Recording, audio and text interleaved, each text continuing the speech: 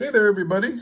Paul Lake here with another physics problem solved. And today we have an energy problem. This was provided to me by one of my tutoring clients. So if you need a physics tutor, look in the description for this video. You'll find a link that will allow you to get in touch with me. But anyway, let's read through the problem, see what you need to know to solve this problem, and then we'll give it a try. This is a fairly long one, so we better get going. We've got a 20 kilogram block is placed at the top of a 4 meter long frictionless ramp that is inclined at 20 degrees to the floor. It is released from rest and allowed to slide freely down the ramp. When it reaches the floor at the base of the ramp, the block then slides another 3 meters along the rough, flat, horizontal floor as it slows to a stop. A. Use work and energy considerations to find the speed of the block at the base of the ramp. B. Use work and energy ideas to find the coefficient of friction between the block and the floor. C. If the ramp wasn't frictionless, and there was instead a coefficient of kinetic friction of 0.18 between the ramp and the block, recalculate the block's speed at the base of the incline, like you calculated in part A. So very cool. Now here's what I think you needed to solve this problem. You should know what work is, how to define work, what the formula is, and you should be familiar with the work energy theorem. We are going to draw some free body diagrams, but you should be familiar with those by now. And obviously, we're going to be dealing with friction. And I'm going to introduce, maybe you've seen it already, we can use conservation of mechanical energy, at least on part A, to solve this problem. So we're going to do that. So my recommendation is for you to pause the video right now and try to solve it yourself. And also, while you're doing that, if you find this video helpful to you, please give it a like and subscribe to my channel. If you're a physics student, I make 2 or 3 videos a week. And if you think I've made a mistake, or if you have a question, just put that in the comments. And in the comments, if you write out a problem completely and ask me to make a video out of it, I can do that. So give that a shot. So let's get started. I like to write down what's given. And so we've got an inclined plane. So let's draw. We have to draw this kind of small because it's a long problem. There's a lot to do here. So we've got a ramp at 20 degrees. That's theta equals 20 degrees. Now it says that this ramp is, I'll call this delta x1. I'm going to break this into 2 parts.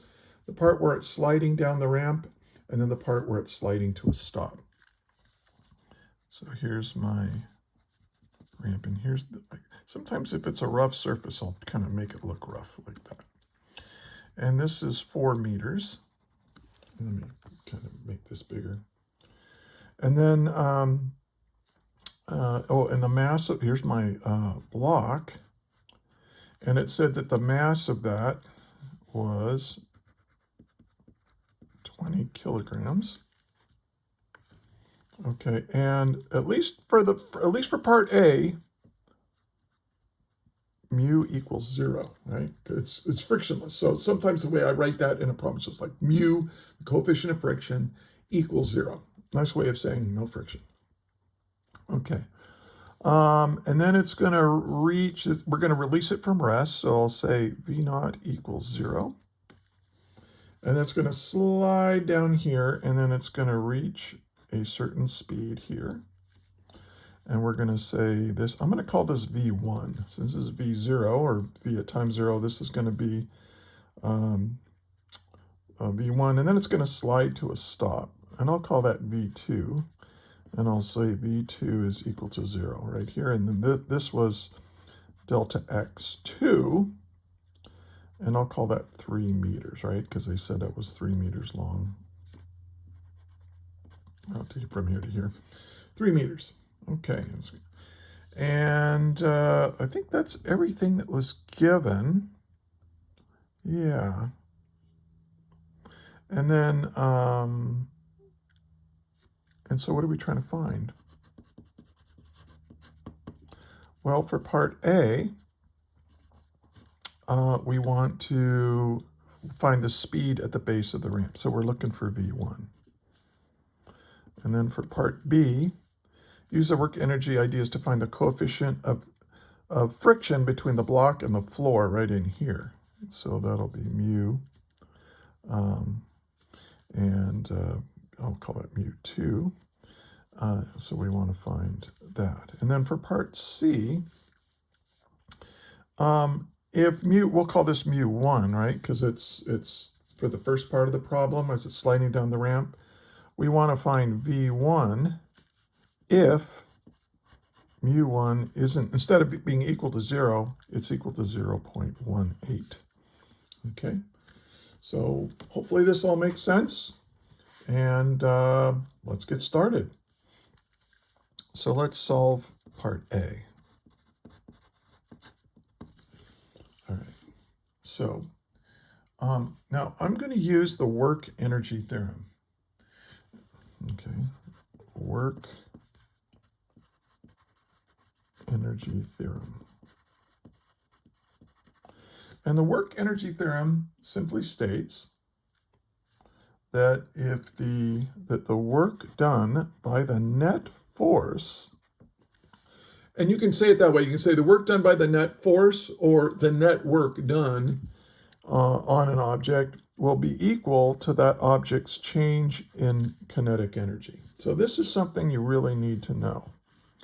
So if you haven't heard of this before, you need to go back and read about it, or watch a video or something like that.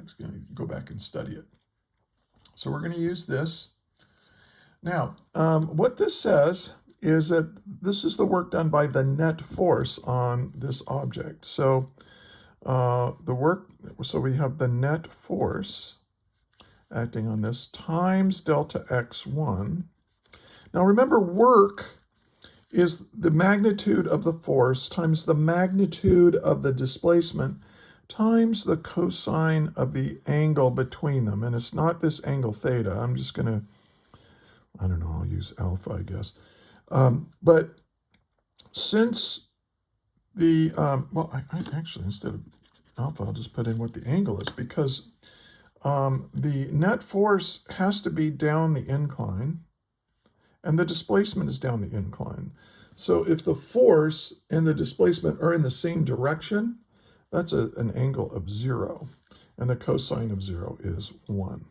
So we don't need to really worry about it. It's just force times displacement is the work done, and that's going to be equal to the change in kinetic energy. Well, what is that? Well, that's K final minus K initial, right? Anytime you see that delta, it's the final state minus the initial state there. Now, it told us that the initial velocity is 0. So that means the initial kinetic energy is 0, right? It's 1/2 mv squared. And so, yeah. All right, so we're going to rewrite this now, the net force times delta x is equal to the final velocity, 1/2 m v1 squared. And that's what we're looking for. We're looking for v1. So this is our unknown. Yay. Do we know the mass? Yeah, we know it. Sometimes the mass cancels out, but we do know it in this case. Do I know what delta x1 is? Yeah, that's given. I know what that is. Do I know what the net force is on this block? No. And you see how I went through the equation and figured out what I know and don't know? That kind of tells me what to do next. I need to figure out what the net force on this block is. So let's do that. I'm going to do that by drawing a free body diagram of it. And you've probably done this already by now if you're in energy in your class. We've got mg, this is the weight, and then we've got the normal force like this. Now there's no friction, and there's nothing pushing or pulling on this, so these are the only forces acting. I'm going to make down the incline the positive x direction and perpendicular to the incline my positive y direction. The normal force is in the y direction, but this force of gravity now has x and y components. So let's put those in. Here's the normal component of gravity. And here's the parallel component of gravity. This is the component that's trying to do the work. It's trying to pull it down the incline. And we know, of course, because with incline plane type situations, if you rotate this 20 degrees, it rotates from the vertical 20 degrees. And what I'm saying here is that if this is 20, then this is 20. That's theta right in here. So this becomes mg cosine theta right here. And then this part is mg sine theta, right? Because it's opposite of the angle, right? If you want the leg of a right triangle, you take the hypotenuse, the opposite leg from the angle. It's the hypotenuse, which is just your weight, times the sine of the angle. And if it's adjacent to the angle, you use mg cosine theta. Okay, so now we got a free body diagram. Well, look, we can see what the net force in the x direction is here. And that's because there's only one force. So the net force is equal to this mg cosine, I'm not cosines, sine theta. Okay. Now I can solve for my unknown. So let's go ahead and put all this in. This is mg sine theta, and where theta here is the angle of incline. Oh, times delta x. And that's delta x1 we're talking about is equal to 1/2 mv1 squared. And notice here that this is using the work energy theorem. This is the work done by the net force. That's equal to the change in kinetic energy, but remember our initial kinetic energy was 0, so this is just the final kinetic energy. And notice that mass is in both terms, so we can cancel out, divide both sides by mass, it goes away. And now let's solve for V1. So V1 is equal to the square root of 2g sine theta delta x1. Okay. So let's plug in our values for this. And we'll say that V1 is equal to the square root of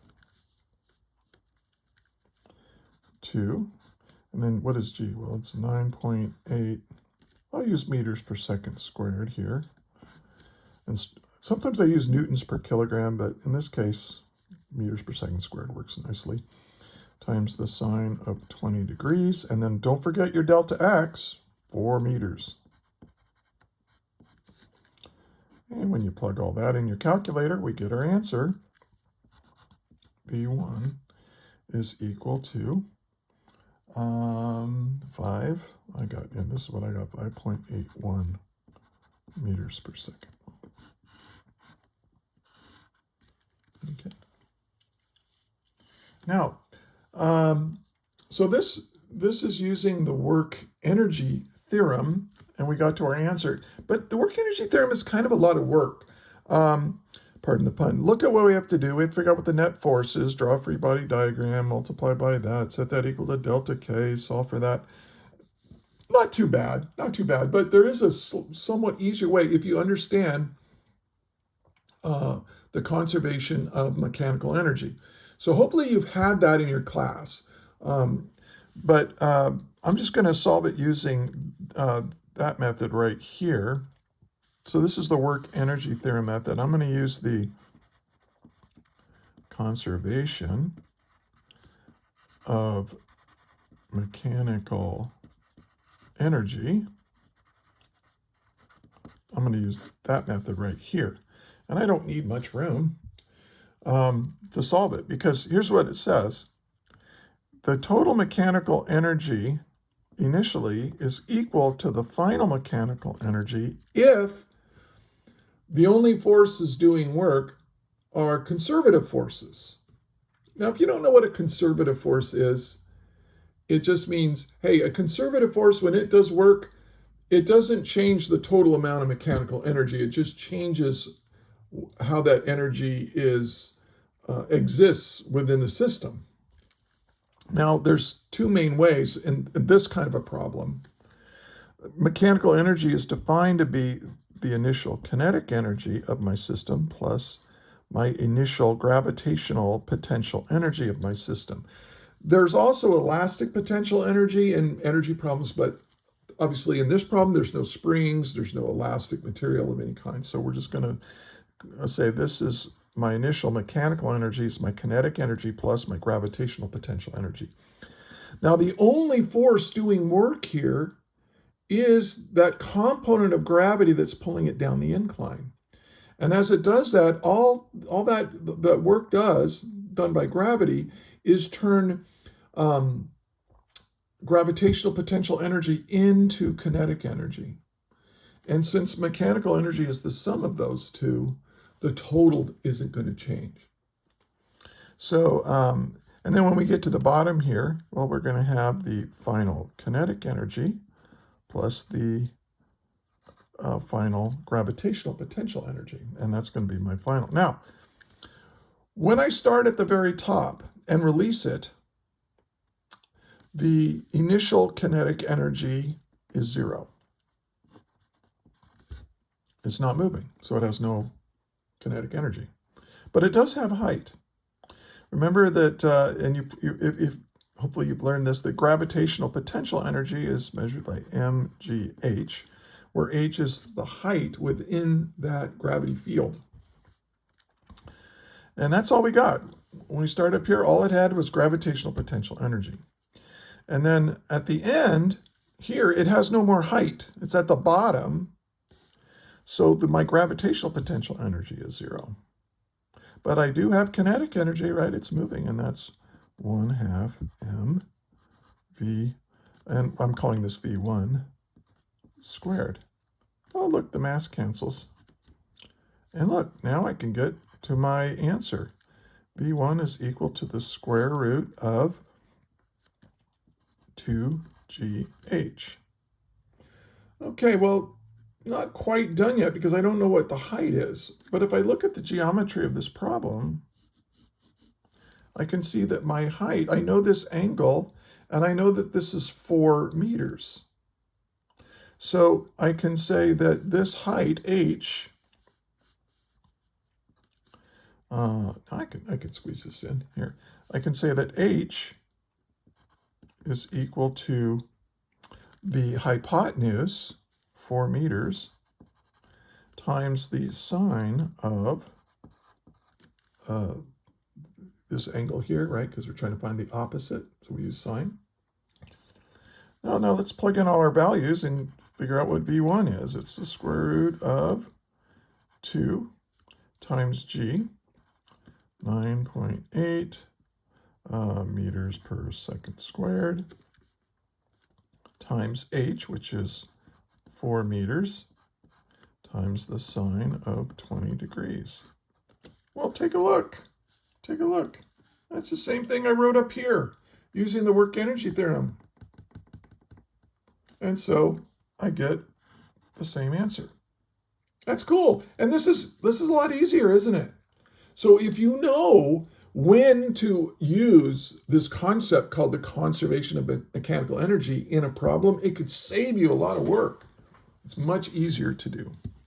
So anyway, I did part A twice, once using the work energy theorem and another time using the conservation of mechanical energy. Of course, all these concepts are very much related. Okay, let's do part B. I'm going to do that up here. So let's solve.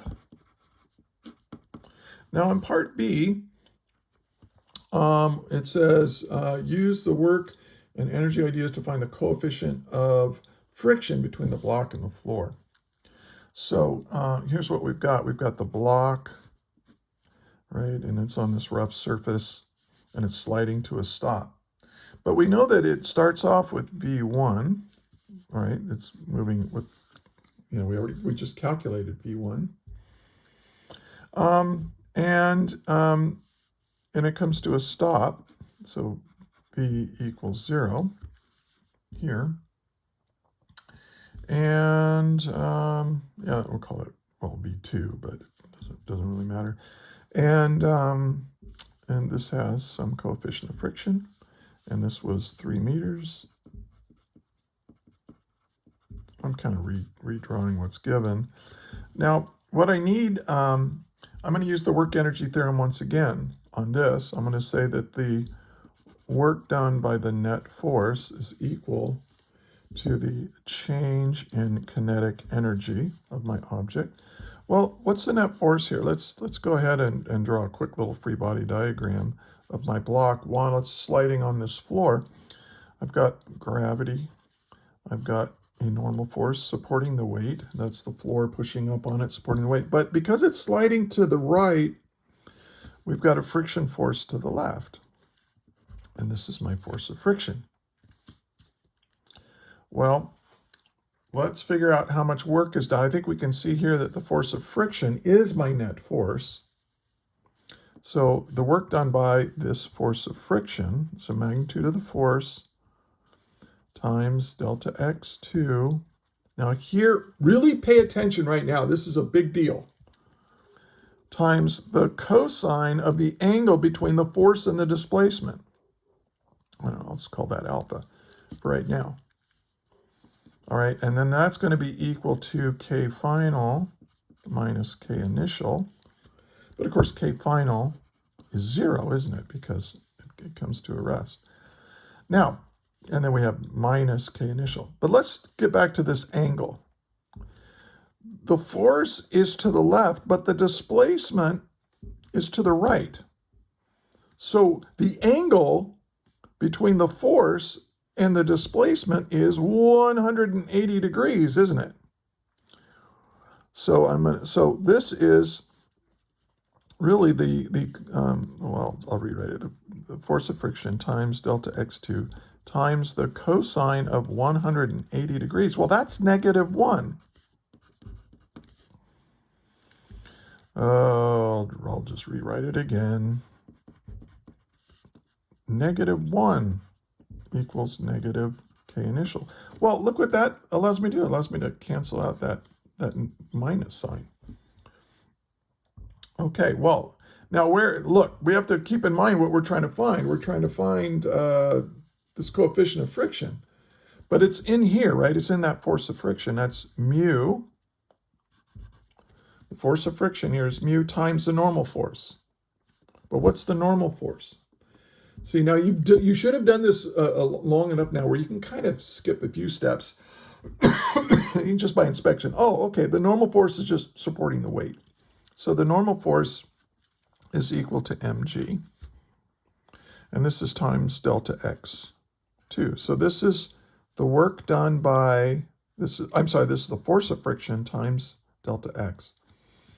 And then this is going to be equal to 1/2 m v1 squared. And now look, the mass cancels, and now I can solve for my coefficient of friction. So mu is going to equal to v1 squared, and I'm going to divide that by g and delta x2. Okay. And so what was v1? Well, we calculated that. That was 5.18 meters per second. I got to square that. And then g is 9.8 meters per second squared. And delta x2 is given to be 3 meters. And when I do all that, I get my answer for part B. Mu is equal to what I got when I 0.456. Okay, so I think that's correct. I wasn't able to check this with any kind of teacher's manual or anything. So if you work this problem out and you get a different answer, if you find a mistake, please let me know. I'll thank you profusely. I'll delete the video and all that, but I'm pretty sure this is right. Okay, so let's do part C. Barely enough room to do part C. Now in part C, I don't have to redraw everything because in part C, we're going kind of back to what I did in part 1. And that is, I have the same free body diagram, but now, and you know what, I'll redraw that little free body diagram. We've got mg, got this normal force, but now we've got this little force of friction here, huh? Because now it says in part C, rather than being a frictionless ramp where mu equals 0, now mu equals 0.18. So that's going to give us some friction as we slide down. Now, the velocity is, well, let's go, well, we still need to use the work energy theorem. We're going to say that the work done by the net force is equal to the change in kinetic energy. And so that means, well, okay, my net force times delta x times the cosine of, well, what angle? This is the same as in part A, right? The object is going to slide down the incline. So we need a net force down the incline, and the displacement is down the incline. So the net force and the displacement are in the same direction. That means this is a cosine of 0 degrees, which means it's 1. See, up here it was -1 because the friction force, we were looking for the, work done by the friction force was our net force, but here our net force is more complicated. All right, so speaking of that, it's time to figure out what that net force is. So I'm going to take this. So this is still, here's that 20-degree angle, and this is mg sine theta once again, minus, but now we have to take away the force of friction. So the net force is equal to this force minus my force of friction. And you think, okay, well, I know what m is, I know what g is, I know what theta is. What's the force of friction? Well, I know what that is, right? mg sine theta minus my force of friction, which is mu times the normal force. So this is going to be mu. Now, what's my normal force going to be? Well, it's going to be, this normal force is supporting this component of the weight that's perpendicular to the incline. So this is mg, and since my angle is right here, and this is adjacent to that angle, this is cosine theta. Okay, so this is going to be mg cosine theta. So there's, wait, what are we trying to find here? Oh, V1. So I've got my net force.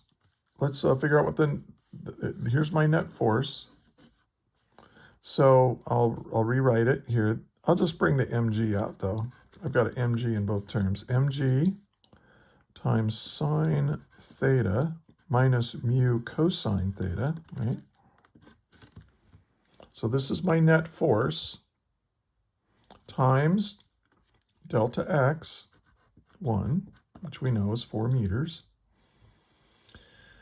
That's got to be equal to